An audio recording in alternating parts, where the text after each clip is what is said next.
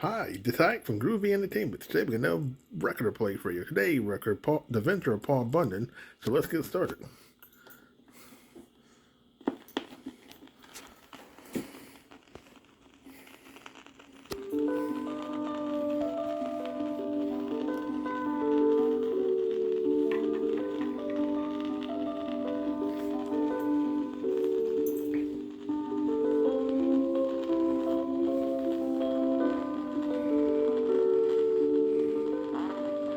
A long time ago, when this country was young, most of it was one great forest stretching from the Atlantic to the Pacific.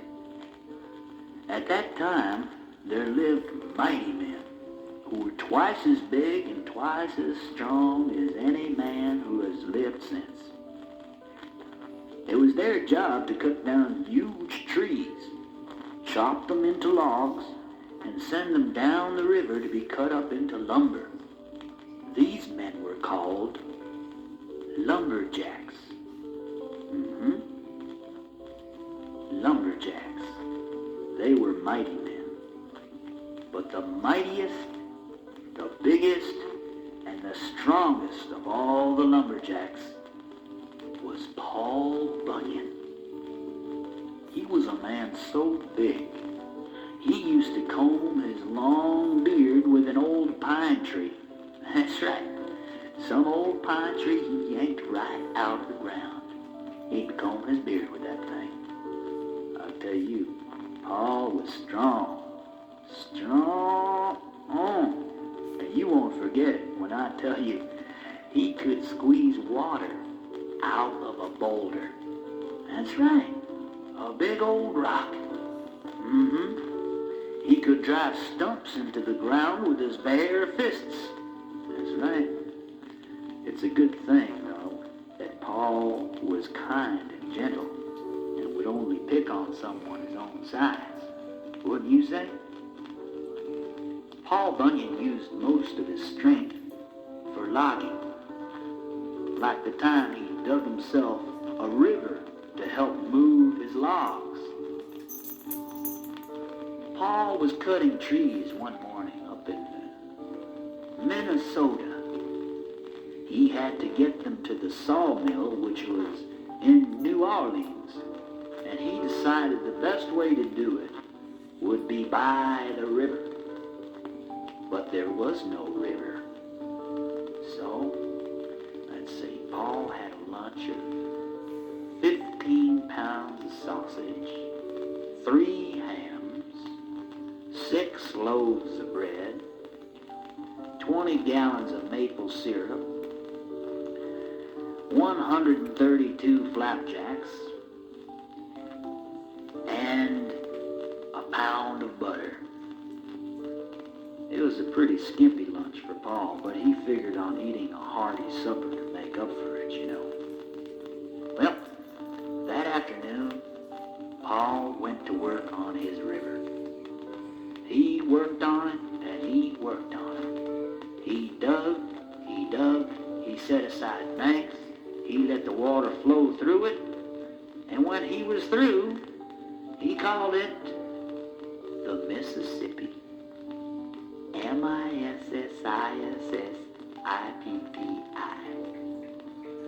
As far as I know, that's what you call it to this day. Once it looked like Paul was going to be too strong for his own good, but it was being smart that saved him, and it's a good thing too. Let me tell you about it. See, Paul Bunyan was clearing the state of Iowa for the farmers, and he wanted to get done in time for them to plant their first crop of corn. But every time he would try to make his axe cut more than 6 or 7 trees, the handle would break. So he wove a handle of tough swamp grass that worked so well and cleared Iowa so quickly that he had time to clear Kansas too. I think farmers planted their wheat in Kansas. You'd think a man as big as Paul Bunyan would be slow on his feet. He wasn't. Why, one evening, he was an old man. He could outrun his shadow in a fair race over flat ground. Although he didn't give his shadow a head start as he did when he was in his prime. Of course, Paul wasn't always so big. I've been told that when the 12 storks brought baby Paul to his mother in Kennebunkport, Maine, he didn't weigh more than 104, 108 pounds. And 56 pounds of that was his big black curly beard. That's right. You know, Paul was a very happy baby, but restless. And before he was more than a few weeks old, he had flattened several acres of trees and a few barns with his playful kicking. So the folks around Kennebunkport built him a huge log cradle and anchored him a few miles offshore. This delighted Paul, but his bouncing around caused such high waves that one of the biggest towns in Maine at that time, Boston, was washed out to sea. It floated down to Massachusetts, Massachusetts,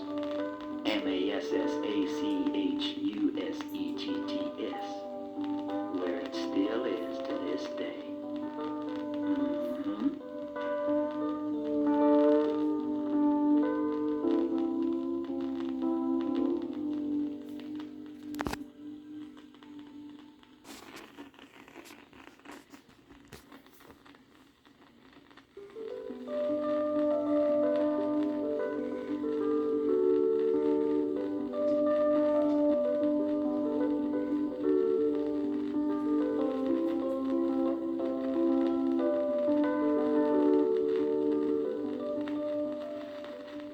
Paul was older, he got a hold of all the books that had ever been written.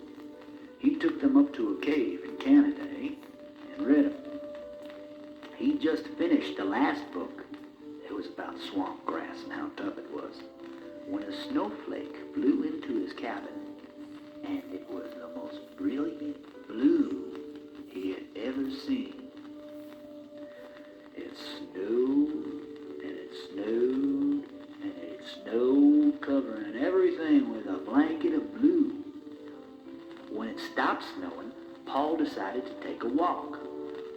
He was down by Niagara Falls when he noticed a big blue oxtail sticking out of the snow. And what should he find on the other end of the big blue oxtail but a big blue ox? The snow had turned that ox blue from head to toe. Now, some folks say that when the blue snow melted, it turned into those real blue lakes that we sometimes see. But then, you can't believe everything you hear. Paul carried the ox back to his cave to warm up and to give him some food. Paul called his ox Bebe, which is French Canadian for baby. Well, we all know him as Babe.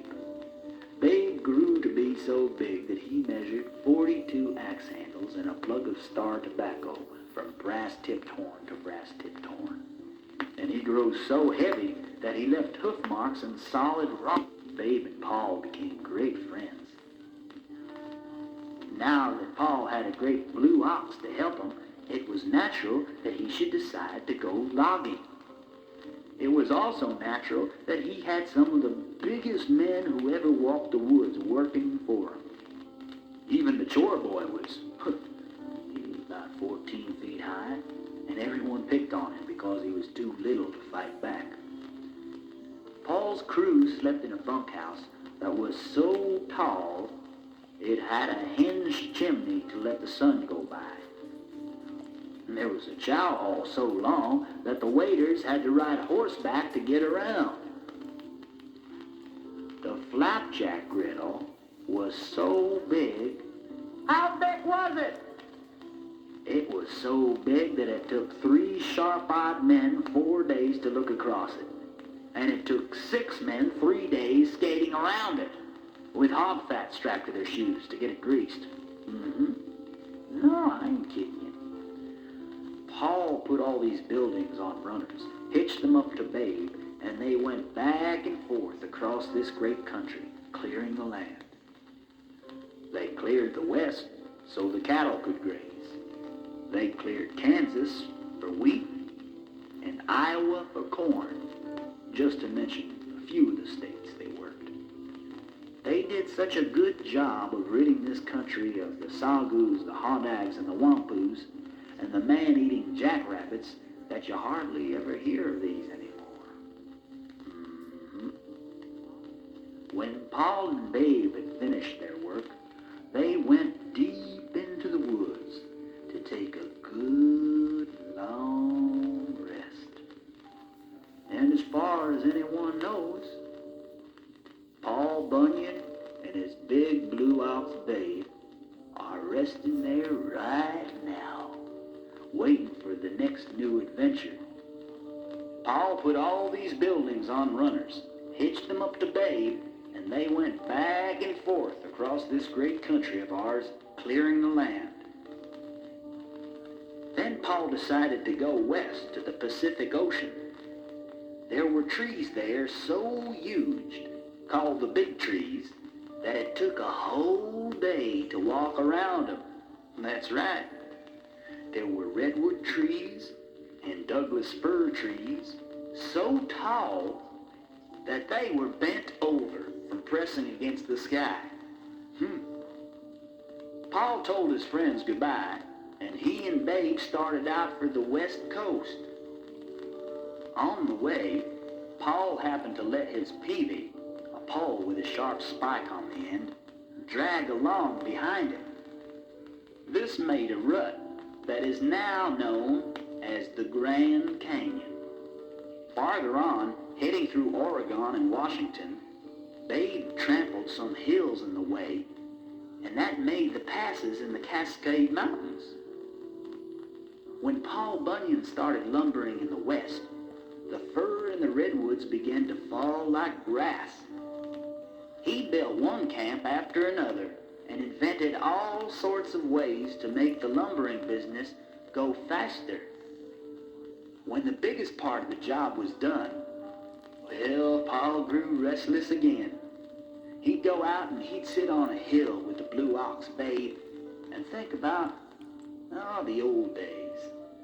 Even though there was a gray in his beard now, and the gray mixed in with the blue hairs on Babe's coat, Paul felt almost as young as ever. We've had a good life, eh, Blue Babe? Babe's soft blue eyes would shine, and he'd push his damp muzzle against Paul Bunyan's cheek. Yes, sir, Babe, old friend, said Paul on one of those starlit nights, with the wind crooning in the sugar pines. It's too good a life to leave. So I guess we'll just keep going on as long as there's a toothpick of a tree left anywhere. And apparently, this is just what Paul Bunyan and Babe the Blue Ox did. They just kept on going. Last time anyone saw them, they were way up in Alaska. And the people there say, when the wind is just right, they can still hear Paul whirling his sky-bright axe and sending the shout of, "Timber!" across, booming way across the air.